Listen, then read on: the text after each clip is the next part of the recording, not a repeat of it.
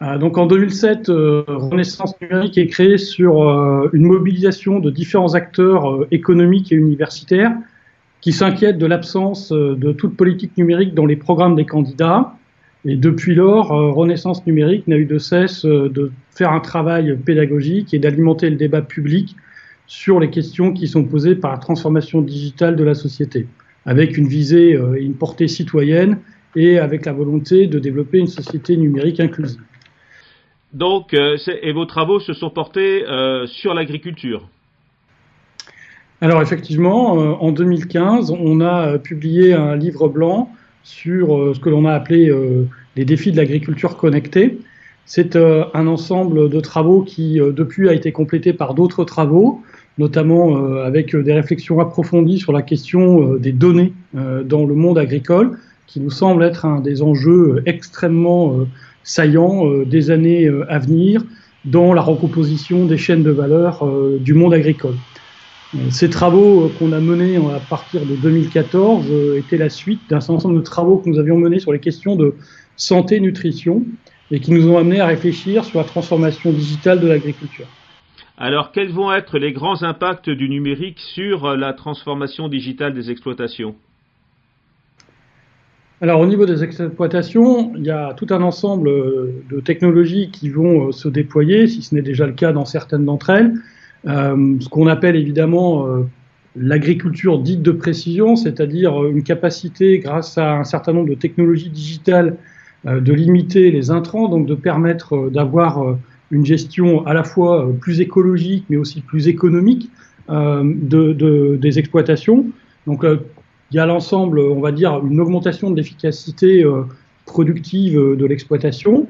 Il y a évidemment ensuite tous les éléments qui vont être sur, on va dire, la gestion financière et de l'exploitation elle-même, c'est-à-dire ici avec des logiciels de nouvelle génération qui vont pouvoir être de véritables outils d'aide à la décision pour les exploitants.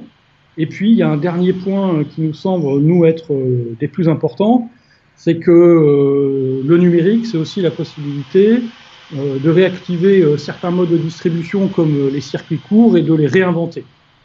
Voilà. Et donc de permettre à certains types d'agriculteurs ou d'agriculture de pouvoir avoir un lien direct avec le consommateur final. Comment le numérique se diffuse dans les exploitations et comment il va se diffuser à l'avenir et est-ce que tout le monde va être logé à la même enseigne? Est-ce qu'on ne va pas avoir certains types d'exploitation, certaines activités qui vont vraiment intégrer le numérique et d'autres dans lesquelles ce sera beaucoup plus difficile et avec un risque de les mettre dans un danger économique? Alors, c'est un risque qui existe, qui n'est pas nul, évidemment. Il y a des exploitations de taille très variée dans les différentes cultures et différents types d'élevage qui existent en France. Et donc, il y a d'ores et déjà des vraies fractures économiques au sein de certaines filières agricoles. Elles pourraient être accentuées, évidemment, par cette introduction massive ou plus ou moins massive du digital.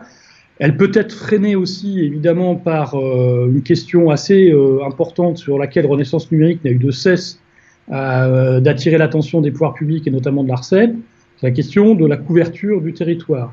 Autant il apparaît que le haut débit 3G ou 4G n'est pas forcément nécessaire sur toutes les parcelles et sur toutes les zones du territoire, parce qu'on pourrait utiliser des capteurs avec du bas débit, mais les exploitations elles-mêmes, qui ne sont pas forcément en centre-bourg, qui est la façon dont raisonne le régulateur actuellement, fait que des exploitations qui sont assez éloignées des centres-bourgs, finalement, n'accèdent même pas à de la DSL, et même avec le plan très haut débit actuel, certaines ne seront que connectées pas avant 2022.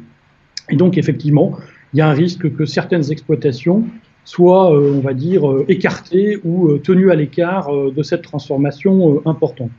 J'ajoute quand même qu'il faut bien être prudent sur qu'est-ce qu'on met dans le terme numérique. Parce que dans le terme numérique, on peut avoir aussi bien du robot de désherbage et de maraîchage qui, lui, nécessite fondamentalement pas grand-chose comme technologie réseau, alors que, par exemple, on peut avoir de l'agriculture de précision qui nécessite effectivement des capteurs plus que sur des parcelles. Et dans ce cas-là, on peut avoir des technologies de réseau type LoRa qui permettent d'envoyer des données à bas débit et qui sont peut-être des technologies plus adaptées à certaines cultures. Donc le risque existe, il y a des questions de politique publique, mais il y a aussi des questions de comment les organismes collectifs de l'agriculture accompagnent cette transformation et leurs adhérents.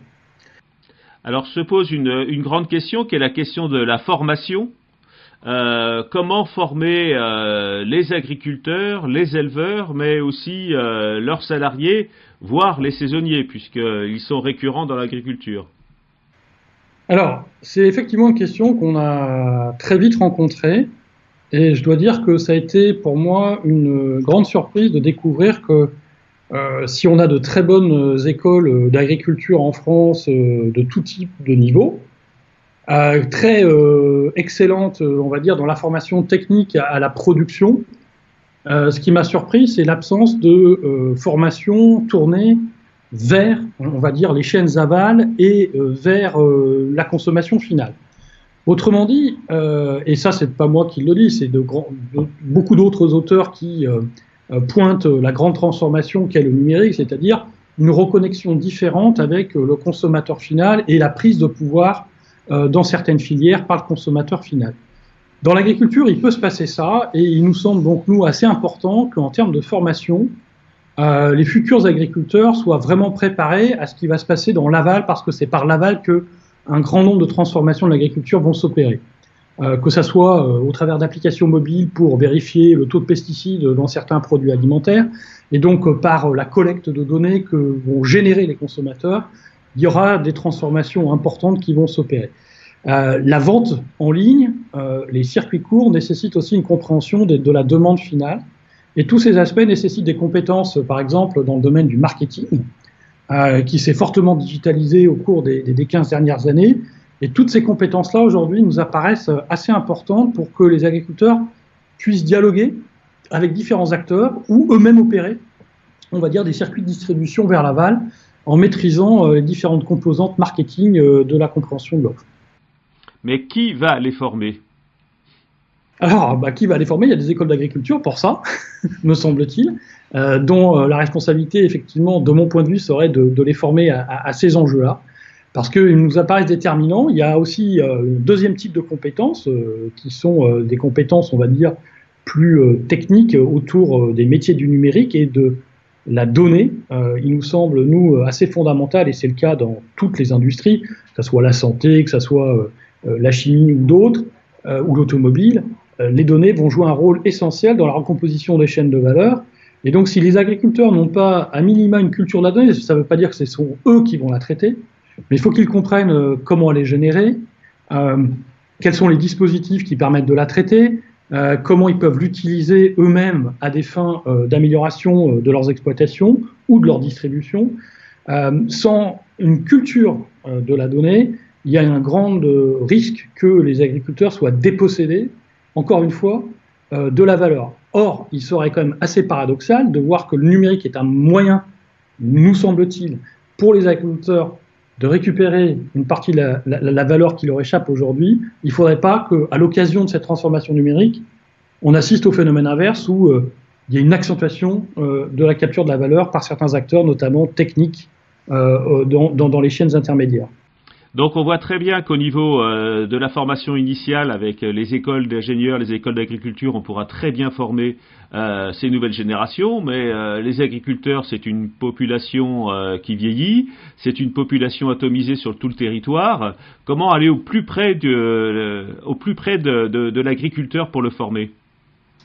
Il nous semble qu'il y a un certain nombre d'acteurs professionnels autour de l'agriculture dont le rôle est précisément d'accompagner ces agriculteurs, que ce soit les chambres d'agriculture, que ce soit les coopératives qui ont, nous semble-t-il, des rôles assez décisifs en la matière.